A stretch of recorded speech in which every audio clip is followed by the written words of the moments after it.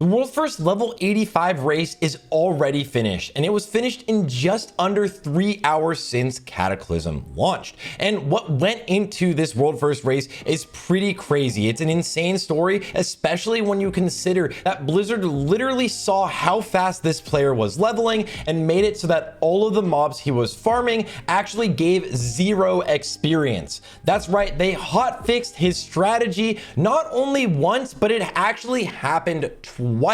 So let's break down exactly how he was able to pull off this insane race to world first. And at the end, there's a little bit of a snippet, something pretty great, because this was a redemption arc for LMGD because he put so much more effort into the level 80 race in Wrath of the Lich King and was on track to get that. But a similar situation happened where the world first actually went to Now, who was doing a farm very similar to this that did not get hotfixed that time. So let's dive into everything he did to pull off the world first race. So first of all, after trying to figure out where to level, what would be the fastest strategy, a friend suggested to LMGD that he check out Athene's leveling spot. This is where the world first happened back in original Cataclysm, shout out to Athene, but LMGD was headed out to Twilight Highlands when he flew past this location, and he noticed these 7 mobs just kind of standing here and decided what would happen if I just kill them. And lo and behold, they gave a decent amount of experience and they instantly respawned. This is a huge thing to note.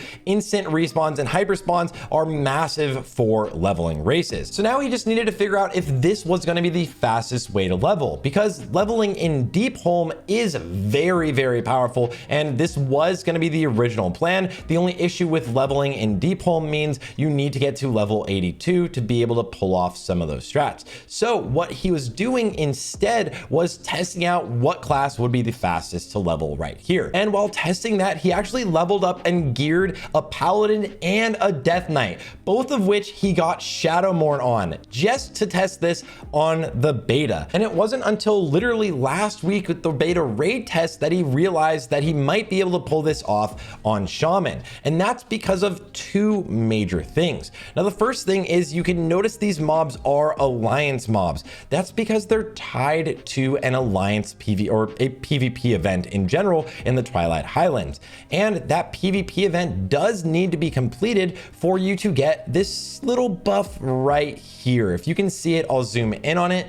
But this buff right here is actually a buff that gives you 1000 spell power and 400 attack power. And this buff goes out as long as your faction has won or completed this PvP event. So while he was turning in his quest hack, his friends went over here and completed this event. But that's not even all that went into leveling here. You can notice that he also has thorns on him. And there are 2 druids standing here just permanently putting on thorns, just the buff on top of them, which scales with spell power, and thorns count as your own damage. So if you have a mage that's just arcane explosioning permanently, as well as another shaman that's helping you out, you are still doing 50% of the HP of the mobs, even if you're not even really hitting them, because of how hard that thorns hits. Now, it's important to know that you need to do at least 50% of the HP of mobs if you want to get full experience from them.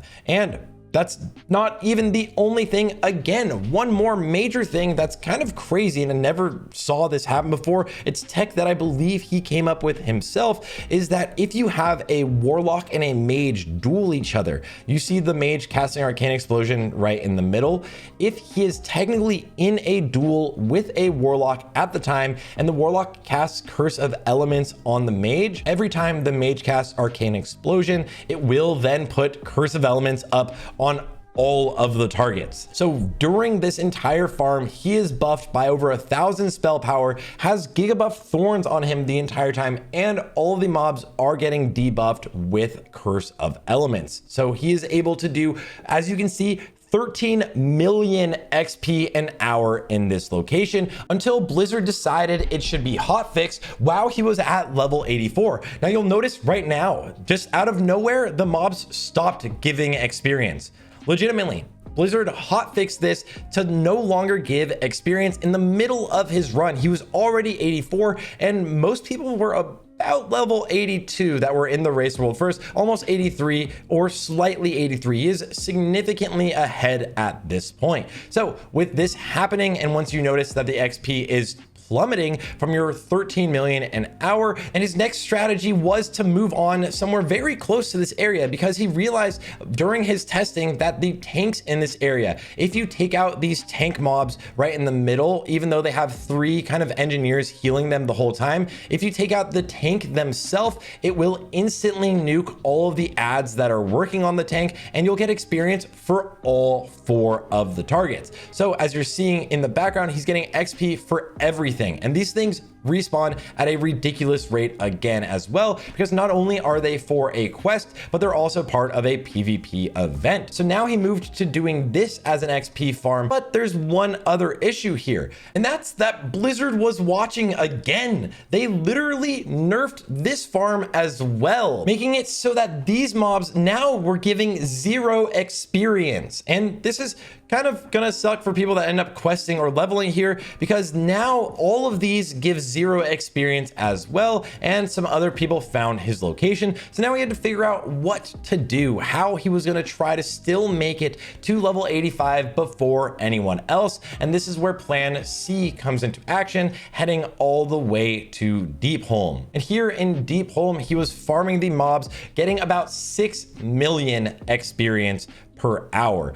Just as a reference, if you're doing normal questing, you're getting somewhere between 1 and 3 million XP an hour. This is 6 million XP an hour that he's getting just farming the mobs in Deepholm, as well as we saw some other players that were relatively close in the race world first. Shout out to Orlando, who were able to get around 6 million to 7 million XP an hour as well. Now, there are ways of getting more experience than this, and I will have a video breaking down what are the highest XP per hour farms in the entirety of Cataclysm, at least until hopefully Blizzard doesn't patch them. And if you think all of this preparation is crazy, just listen to this bit from LMGD himself. The thing is that my prep for World First of Wrath was so much more than this. Like, if you think this is crazy, like, I've never told you a story what I did for Wrath World First, and that was 10 times more complicated.